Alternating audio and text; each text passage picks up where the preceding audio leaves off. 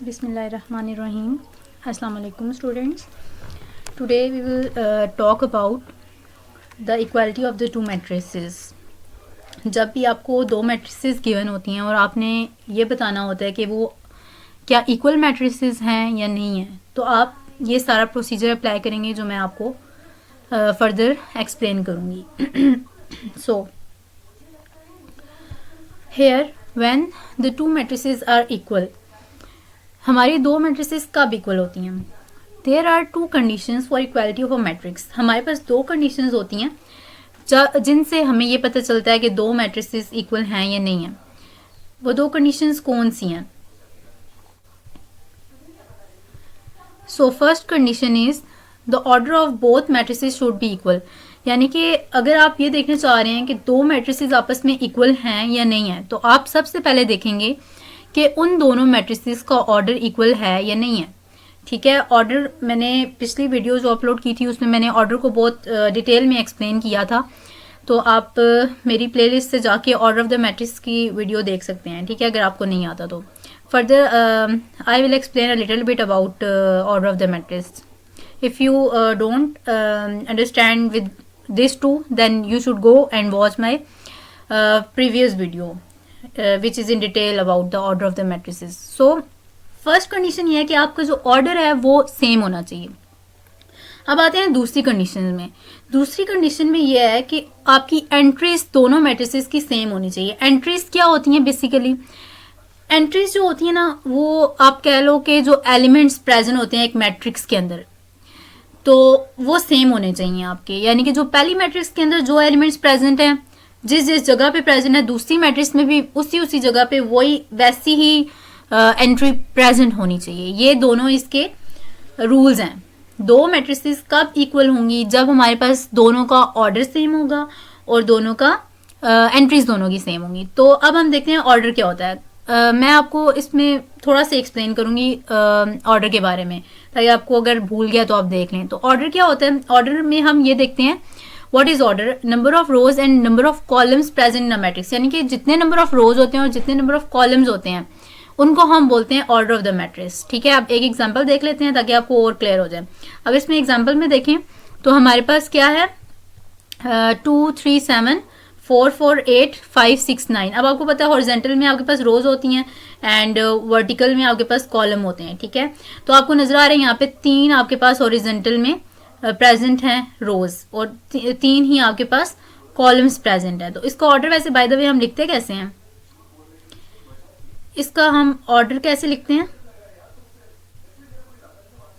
इसका हम ऑर्डर कैसे लिखते हैं? Order of matrix equal to, first पे हम नंबर ऑफ रोज लिखते हैं, फिर हम हाइफन डाल के बाय डालते हैं, फिर हम कॉलम नंबर लिखते हैं. तो इस तरह से हम ऑर्डर ऑफ द मैट्रिक्स लेते हैं. ठीक है, ये ज़्यादातर ऑब्जेक्टिव में आता है तो इसका लिखना थोड़ा सा ही मैटर करता है कि ये ना हो आप कॉलम की जगह रो नंबर देख लें और रो की जगह कॉलम नंबर देख लें. तो आपको लिखना भी आपको सही आना चाहिए. तो हमारे पास ऑर्डर क्या होता है कि जो नंबर ऑफ रोज और जितने नंबर ऑफ कॉलम्स होते हैं वो हमारे पास ऑर्डर होते हैं. अब हम आते हैं अपने ऑफिशियल जो हमारा टॉपिक है, वो हमारा ये था कि हमने इक्वालिटी फाइंड आउट करनी है. ठीक है, तो ऑर्डर मैंने आपको बता दिया. ठीक है, और एंट्रीज में अभी साथ साथ आपको बताऊंगी कि हम किस तरह से मैच करते हैं एंट्रीज को. अब देखें फर्स्ट जो एग्जांपल है इसमें क्या है? 2 3 और 2 3 प्रेजेंट है. ठीक है, अब आप देखें इसका ऑर्डर क्या है?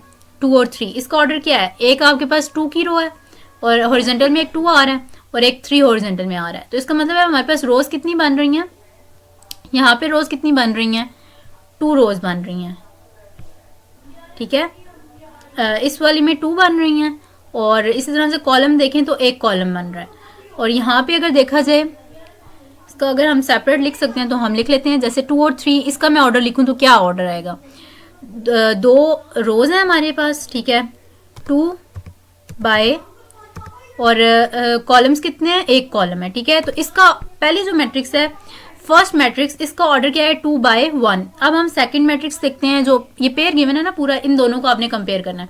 फर्स्ट का हमने ऑर्डर लिख लिया, अब हम सेकंड का ऑर्डर लिखते हैं. ठीक है, सेकंड का ऑर्डर देखें क्या आएगा. अब देखो यहाँ पे भी 2 की लग रो है, 3 की लग रो है, तो यानी कि 2 रोज होगी. ठीक हो गया. अब हमारे पास सेकंड चीज होगी कॉलम. कॉलम आपको नजर आ रहा है कि वर्टिकली एक ही लाइन प्रेजेंट है, तो which is 1 which is column and column is 1. सो हमारे पास दोनों का रोज कितनी बन रही हैं 2 और कॉलम कितना बन रहा है 1. तो इसका मतलब है हमारा ऑर्डर तो सेम निकल आया. अब हमने ये देखना है कि इनकी एंट्रीज भी क्या सेम है. तो एंट्रीज कैसे चेक करते हैं, जैसे यहाँ पे फर्स्ट एंट्री 2 है और यहाँ पे सेकंड एंट्री क्या है 3 है. फर्स्ट रो की फर्स्ट एंट्री जो है 2 है, इसी तरह से इधर भी फर्स्ट रो की फर्स्ट एंट्री 2 है. तो इसका मतलब है कि, और इसी तरह से सेकंड देखो 3 जो है वो सेकंड रो के अंदर है.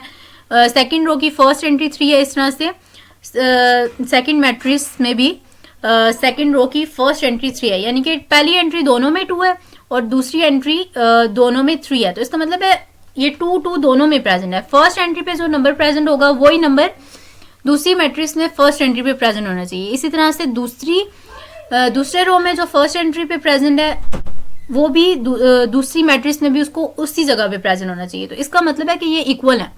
ठीक हो गया. तो यहाँ पे फर्स्ट में हम क्या लिखेंगे कि ये इक्वल हो गए. सो these matrices are equal.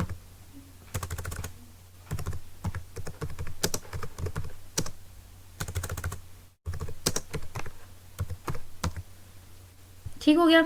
अब हम मूव करते हैं सेकंड की तरफ.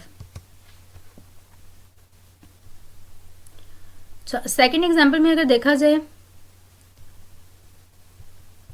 ये आपकी सेकंड एग्जांपल है. इसमें आप फर्स्ट मैट्रिक्स ये है और सेकंड मैट्रिक्स ये है. अब देखें यहाँ पे ये फर्स्ट रो है और ये फर्स्ट यहाँ पे भी फर्स्ट रो है. इसी तरह से अगर कॉलम वाइज देखो तो कॉलम की जरूरत नहीं है. वैसे यहाँ पे आपको नजर आ रहा है कि फर्स्ट रो हॉरिजॉन्टल में प्रेजेंट है, तो हम इसको रो वाइज ही देखते हैं. ठीक है. तो इसका भी ऑर्डर देखो 4 5 6 यानी फर्स्ट मैट्रिक्स है. इसका ऑर्डर क्या बनता है, एक रो बनती है इसकी और इसके कॉलम कितने बनेंगे, 4 का अलग कॉलम है, 5 का एक अलग कॉलम है, 6 का एक अलग कॉलम है. इसका मतलब यहाँ पे 3 कॉलम्स आएंगे. ठीक है. इस तरह से अब हम सेकंड की तरफ आते हैं. सेकंड में देखो हमारे पास क्या है, एक ही रो है और 3 ही कॉलम है. ठीक है. एक रो होगी और 3 कॉलम होंगे. ठीक है. दोनों का ऑर्डर तो सेम निकल आया. अब हमने इनकी एंट्रीज भी मैच करनी है, यानी कि फर्स्ट रो में फर्स्ट पे जो 4 प्रेजेंट है वो सेकंड मैट्रिक्स में भी फर्स्ट रो पे वही एलिमेंट प्रेजेंट होना चाहिए. इसी तरह से फर्स्ट रो में फर्स्ट रो की सेकंड एंट्री जो है वो 5 है, तो दूसरी मैट्रिक्स की भी फर्स्ट रो की सेकंड एंट्री 5 होनी चाहिए. इस तरह से फर्स्ट रो की थर्ड एंट्री जो है वो 6 है, तो सेकंड मैट्रिक्स में भी थर्ड एंट्री फर्स्ट रो की 6 ही होनी चाहिए. यानी कि ये जो एक जगह पे प्रेजेंट है, जिस जगह पे 4 प्रेजेंट है अगले में भी उसी जगह पे 4 प्रेजेंट होना चाहिए. 5 जैसे प्रेजेंट है यहाँ पे, तो अगले में भी उसी जगह पे 5 ही प्रेजेंट होना चाहिए अगर आप इक्वल करना चाहते हैं मैट्रिक्स को. तो ये भी आपके पास क्या इंडिकेट करिए कि ये इक्वल मैट्रिक्स है. इतना डिफिकल्ट टॉपिक नहीं है, but I am trying to explain it in detail कि अगर किसी को फिर भी समझ नहीं आता तो वो एक दफ़ा अगर इस वीडियो को ध्यान से देखे तो उसको आई थिंक उसको समझ आ जाना चाहिए. अच्छा, अब यहाँ पे आपको नजर आ रहा है कि हमारे ऑर्डर भी सेम आ गए और एंट्रीज भी हमने मैच कर ली कि वो सेम है. तो इसका मतलब है कि दीज मैट्रिसेस आर इक्वल. ठीक हो गया. अब नेक्स्ट हम चलते हैं थर्ड एग्जाम्पल की तरफ. अच्छा, थर्ड एग्जाम्पल में देखें, इसमें एक न्यू चीज है. न्यू चीज क्या है कि आप देखो यहाँ पे फर्स्ट मैट्रिक्स है वो तो बहुत सिंपल है, 1 2 3 4 इसकी एंट्रीज हैं. ठीक है. अब यहाँ पे अगर आप बात करें तो यहाँ देखें 1 3. अब ये जो है ये भी 1 + 1, यानी कि इसको भी आपने ऑपरेशन परफॉर्म करके सॉल्व करना है.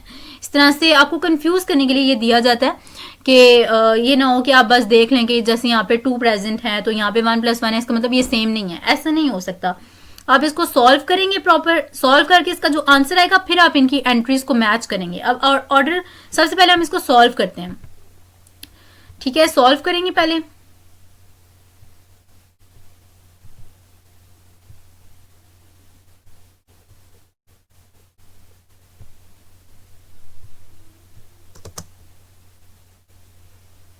इसको अगर आप सॉल्व करें, मैं एक ही मैट्रिक्स बना रही हूं जिसको मैंने सॉल्व करना है. ठीक है, क्योंकि दूसरी तो ऑलरेडी सॉल्व है आपके पास.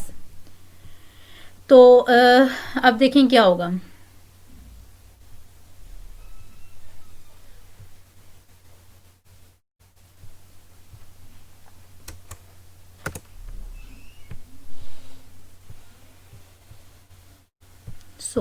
अब देखें फर्स्ट एंट्री तो 1 ही आएगी क्योंकि इसमें, तो अब देखें यहाँ पे हमारे पास जो फर्स्ट एंट्री है वो 1 और 3 आई है। जैसे यहाँ पे फर्स्ट एंट्री 1 थी, इधर भी फर्स्ट एंट्री 1 है, इधर 3 थी तो इधर भी 3 है। इस तरह से सेकेंड एंट्री जो है वो हमारे पास क्या है, 1 + 1 2 आ गया, और 4 में कुछ भी हम ऐड करते हैं तो वो 4 में 0 में हम जो कुछ भी ऐड करते हैं तो वो हमारे पास 4 वही चीज़ आ जाती है, तो 4 आ गए यहाँ पे। इसका मतलब आपको नज़र आ रहा है कि यहाँ पे पहली रो में पहली जो एंट्री है वो 1 है, तो यहाँ पे भी 1 है। इस तरह से पहली रो में सेकंड एंट्री 2 है, इसी तरह से यहाँ पे भी पहली रो में सेकंड एंट्री जो है वो 2 है। इस तरह से सेकंड रो के अंदर पहली एंट्री 3 है, दूसरी मैट्रिक्स में भी सेकंड रो के अंदर पहली एंट्री जो है वो 3 है।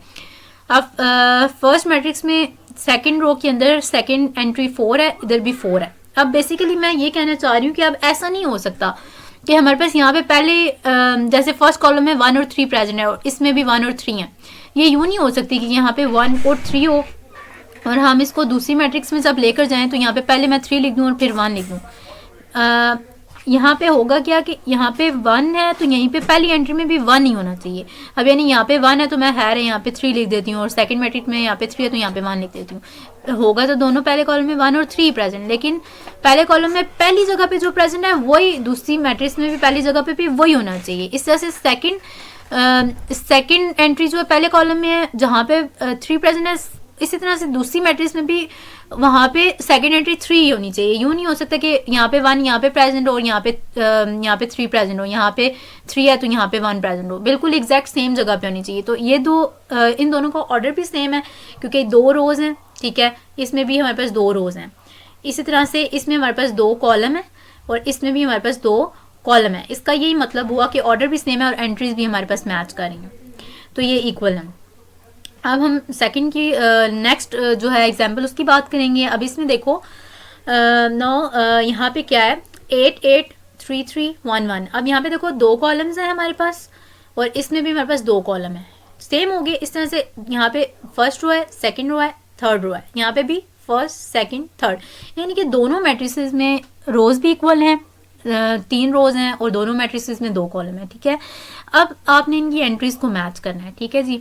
अब एंट्रीज को हम कैसे मैच करेंगे, देखो यहाँ पे फर्स्ट रो में 8 है, फर्स्ट एंट्री 8 है, सेकंड यहाँ पे भी फर्स्ट एंट्री 8 है। साथ से सेकंड एंट्री फर्स्ट रो में सेकंड एंट्री 8 है और यहाँ पे फर्स्ट रो में सेकंड एंट्री 2 है। इसका ये मतलब हुआ कि यहाँ पे तो क्लैश आ गया, यहाँ पे 8 है और यहाँ पे 2 है, तो इसका मतलब ये है कि ये एंट्रीज सेम नहीं है। अब बेशक देखें अगर आप बाकी मैट्रिक्स को इस तरह से देखो, यहाँ पे 1 है और यहाँ पे 5 है, तो एंट्रीज बेशक 1 या 2 भी गड़बड़ हो जाए, इवन 1 भी अगर गड़बड़ हो जाए तो वो आपकी इक्वल नहीं होगी, कभी भी कंसिडर हम उसको इक्वल नहीं करेंगे, वो होगी हमारी पे नॉट इक्वल, ठीक है। तो अब देखो यहाँ पे 1 2 3 4 एंट्रीज सेम है, लेकिन 2 जो है उनमें क्लैश सा आ रहा है, तो फिर भी हम इसको इक्वल कंसिडर नहीं करेंगे। ये मैंने डिफरेंट केसेस आपके लिए हैं इक्वालिटी में कि आप अंडरस्टैंड करें कि हम हर केस में क्या करते हैं। ये सारी एक जैसी एग्जांपल्स नहीं है, हर एग्जांपल के अंदर एक नया केस प्रेजेंट है, ठीक है।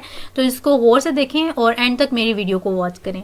अब नेक्स्ट जो एग्जांपल है वो देखें आप 5 2 और 2 5। अब सबसे पहले तो हमारा स्टेप ये होता है कि हम ऑर्डर को कैलकुलेट करते हैं। इसका ऑर्डर क्या बनता है, 1 रो है और इसका ऑर्डर क्या है 1 और 2 रो है। इसका मतलब है इनकी रोज तो सेम है ही नहीं, तो कॉलम बेशक सेम हो। अब देखो यहाँ पे मैंने ऑर्डर लिखा हुआ है आपका कि इसमें हमारे पास 1 रो है और 2 कॉलम है, ठीक हो गया। अब इसमें हमारे पास 2 रोज हैं और 1 कॉलम है, यहाँ पे 1 रो है, यहाँ पे 2 रो हैं, तो ये तो डिफर कर गया नंबर, दोनों में 1 ही रो होना चाहिए और दोनों में 2 कॉलम होने चाहिए अगर हम इक्वल करना चाह रहे हैं। तो पहला स्टेप ही हमारे पास फेल हो गया, तो हम इसका अब सेकेंड स्टेप नहीं करेंगे।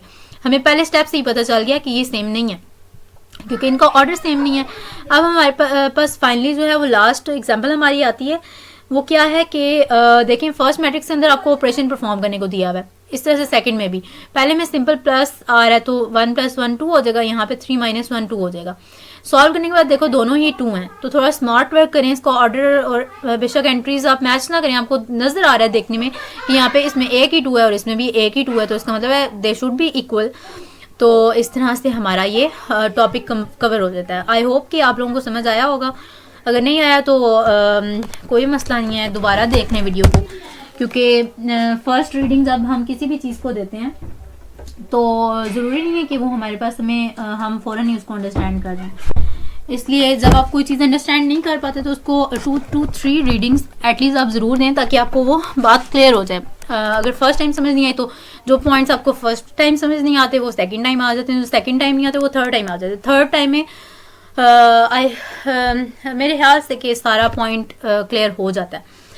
ओके, तो आज हम अपनी इस क्लास को इस नोशन के अंदर एंड करते हैं कि आओ हम सब प्राउड पाकिस्तानी बने, पाकिस्तान के लिए काम करें और पाकिस्तान को प्रमोट करें। क्योंकि देखा जाए तो यहाँ पे काम करने वाले बहुत कम लोग हैं और बातें करने वाले बहुत ज़्यादा लोग हैं। तो पाकिस्तान को प्रमोट करें और पाकिस्तान के लिए काम भी करें, क्योंकि ये हमारा वतन है और हमारे वतन के लिए अगर हमारे दिल में मोहब्बत नहीं होगी तो फिर हम बहुत ही बदकिस्मत इंसान हैं। क्योंकि हमारे जो फॉर फादर्स हैं उन्होंने बहुत स्ट्रगल किया है इस मुल्क के लिए, जिसकी आज हम कदर नहीं करते। इस आज़ादी की कदर सिर्फ कश्मीर के अंदर मौजूद लोगों को ही है, जो मुसलमान जिन पे मुजालिम ढाए जा रहे हैं, सिर्फ उन्हीं को ये कदर हासिल है। और अगर एक भी उनमें से कोई यहाँ आ जाए तो वो हमें मेरे ख्याल से बेहतर बता सकता है कि आज़ादी क्या होती है, जिसको हम भूल चुके हैं। और बस इतना ही कि और बस आखिर में बस इतना ही कहना चाहूँगी कि जहाँ पे हमारे मुल्क में बुरे काम हो रहे हैं वहीं पे हमारे मुल्क में बहुत अच्छे अच्छे काम भी हो रहे हैं जिन पे नज़रसानी नहीं की जाती। तो हमें चाहिए कि हमारा मीडिया जो है वो हमेशा हमें बुरी चीज़ दिखाता है और अच्छी चीज़ बहुत कम दिखाता है। अगर वो 90% हमारे पास बुरी चीज़ दिखा रहा है तो सिर्फ 10% ही अच्छी चीज़ दिखाता है। तो try to focus on the positive aspects of life and keep going and enjoy करें लाइफ को, साथ काम भी करें। एंड अल्लाह ने रहमान। अल्लाह हाफिज़।